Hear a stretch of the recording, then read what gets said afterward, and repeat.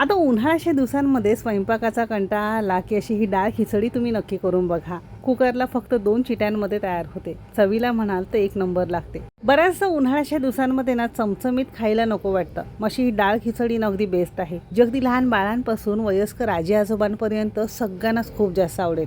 प्रत्येकाला कळेल अशा साध्या सोप्या सरळ भाषेत रेसिपी दाखवलेली आहे, म्हणून शेवटपर्यंत नक्की बघा। जर आवडली तर लाईक करा, चॅनलवर नवीन असाल सबस्क्राईब करा, बाजूचं बेल आयकॉन नक्की क्लिक करा। व्हिडिओच्या कमेंट बॉक्समध्ये मला बरेचसे मेसेजेस येत असतात, मसाले ऑर्डर करायचे पण आम्हाला माहिती नाही कसे करायचे। तर त्यासाठी काय करायचं, तुम्हाला इथे नंबर दिसत असेल तुमच्या मोबाईलमध्ये सेव्ह करायचा आणि व्हॉट्सअपला फक्त हाय मेसेज करायचा, म्हणजे मसाल्यांची लिस्ट आणि फोटो तुम्हाला तिथे बघायला मिळतील। आणि अगदी वर्षभर आपल्याकडे मसाल्यांची फ्री ऑफर सुरू असते, तर नक्की ऑर्डर करा। चला तर मग रेसिपीला सुरुवात करूया।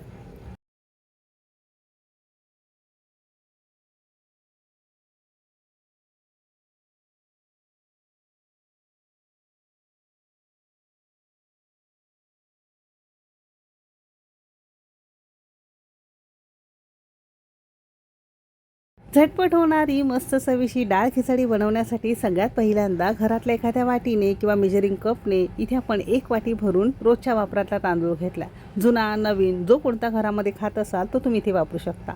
आता ज्या वाटीने 1 वाटी तांदूळ घेतलेला आहे, अगदी त्याच वाटीने 1 वाटी आपण मुगाची डाळ घेतली।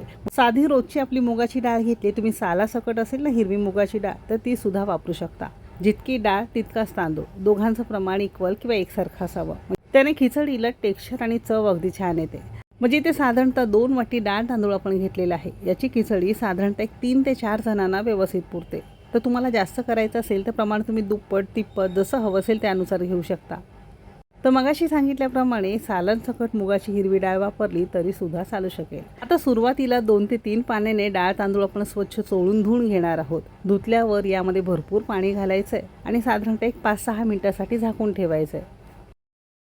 असं केलं की काय होतं माहिती आहे का, डाळ एक तर शिजायला वेळ लागत नाही आणि अगदी छान मेणाप्रमाणे मौसूद डाळ खिचडी आपली तयार होते। आता तुम्ही जर बॅचलर असाल, पहिल्यांदा स्वयंपाक करायला घेत असाल, खूप जसं फापड बसायला नको, सारखं सारखं डाळ खिचडी परतत बसायला नको, तर काय करायचं, सरळ कुकरमध्ये करायचं आहे। म्हणजे तुम्हाला फक्त 2 शिट्या घेतला की डाळ खिचडी खाण्यासाठी तयार मिळते। त्यासाठी कुकर गरम करून घेतलेला आहे, पळीभर आपण त्यामध्ये तेल घेतलेलं आहे। तेल छान कडकडीत गरम झालं की अर्धा चमचा मोहरी यामध्ये छान फुलवून घेणार आहोत। कच्ची राहिली की दाताखाली थोडीशी कचकच लागते, तर मोहरी छान फुलली की यामध्ये आवडीप्रमाणे किंवा 2 हिरव्या मिरच्या बारीक तुकड्यांमध्ये चिरून घेतल्या। 8 ते 10 लसणाच्या पाकळ्या एक तर चिरून घेऊ शकता किंवा ठेचून वापरू शकता तुमच्या आवडीप्रमाणे। 8-10 कढीपत्त्याची ताजी पानं घालणार आहोत, तोडून घातली तरी सुद्धा चालू शकेल। आता ही सगळी फोडणी मध्यम आचेवर साधारणतः 2-2.5 मिनिटं चांगली आपल्याला खरपूस परतून घ्यायची। करपवायची नाही, थोडीशी गोल्डन रंगावर करून घ्यायची। हलकासा गोल्डन रंग आला की यामध्ये ना अर्धा चमचा साधं जिरं घेणार आहोत। बरीच जणांना मोहरी नंतर पटकन जिरं घालतात, पण असं करायचं नाही। पटकन जिरं रंग बदलतं, करपतं आणि तुमच्या खिचडीला थोडीशी कडवट चव येऊ शकते। म्हणून सगळे जिन्नस चांगले परतले की सगळ्या शेवटी जिरं आपण थोडं काही सेकंद परतून घेणार आहोत। असं कधी करत नसाल तर नक्की करून बघा। अगदी 2 चिमूट किंवा पाव चमचा आपण यामध्ये हिंग घेतलेला आहे। डाळ असल्यामुळे हिंग जरूर घ्यायचं आहे आणि डाळ खिचडीला हिंगामुळे चव अगदी छान येते।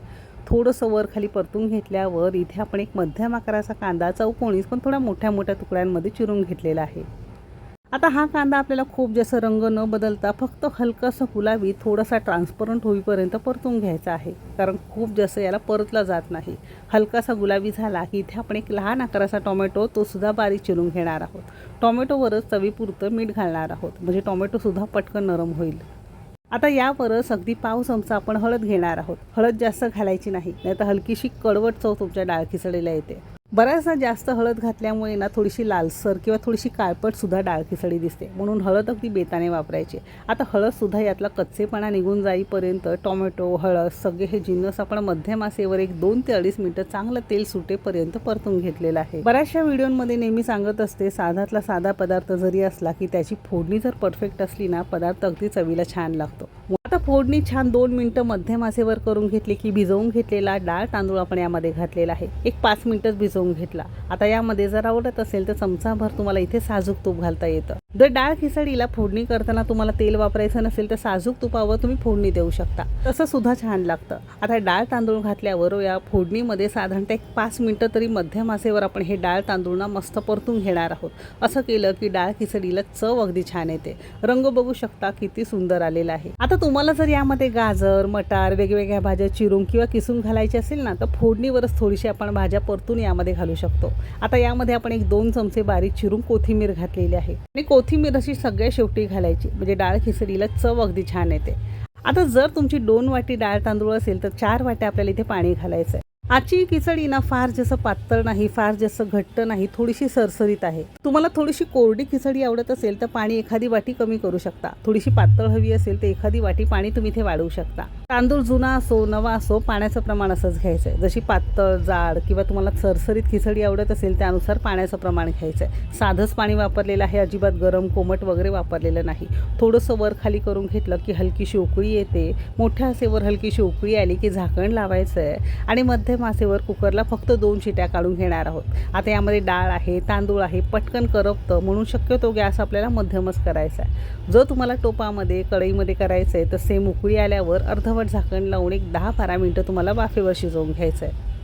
2 शिट्या झालेल्या आहे. कुकर हलकासा कोमट झाला की याचं झाकण उघडून बघितलेलं आहे. तर बघू शकता अशी छान परफेक्ट सरसरीत खिचडी खाण्यासाठी तयार झाली आहे. तर ही खिचडी फार जास्त घट्ट नाही, फार जास्त पाण्यासारखी किंवा पातळ नाही. अशी खिचडी खायलाही छान लागते आणि पोटसुद्धा भरल्यासारखं वाटतं. डब्यासाठी सुद्धा देऊ शकता, मस्त लागते, छान मऊसूत राहते, कारण यामध्ये आपण मुगाची डाळ वापरली आहे. अजिबात तळाला चिकटल्यासारखी वगैरे तुम्हाला इथे दिसत नसेल. अशी परफेक्ट अशी ही डाळ खिचडी आपली खाण्यासाठी तयार आहे. तशी ही डाळ खिचडी उन्हाळ्याच्या दिवसांमध्ये स्वयंपाकाचा कंटाळा आला की नक्की करून बघा. जे अगदी लहान बाळांपासून अगदी वयस्कर आजी आजोबांसाठी पचायला तर हलकी आहे, पोटभरीची आहे, झटपट होते आणि चवीलाही अगदी छान लागतं. तशी ही डाळ खिचडी अगदी घरगुती साहित्यात कमीत कमी वेळामध्ये कुकरला फक्त 2 शिट्यांमध्ये तयार होतं. खिचडी अशी मस्त मऊसूत खिचडीवर थोडंसं साजूक तूप घालायचं आहे. हवं असेल तर कोणताही टोमॅटोची चटणी असेल, टोमॅटो रायता असेल किंवा लोणचं वगैरे पापडाबरोबर तुम्ही हे सर्व करू शकता. नक्की करून बघा. रेसिपी आवडली असेल तर लाईक करा, चॅनेलवर नवीन असाल सबस्क्राईब करा, बाजूचं बेल आयकॉन नक्की क्लिक करा. इथपर्यंत रेसिपी बघितल्याबद्दल सगळ्यांचे मनापासून आभार. तुम्ही रेसिपी कोणत्या शहरातून बघताय ते सुद्धा नक्की लिहा.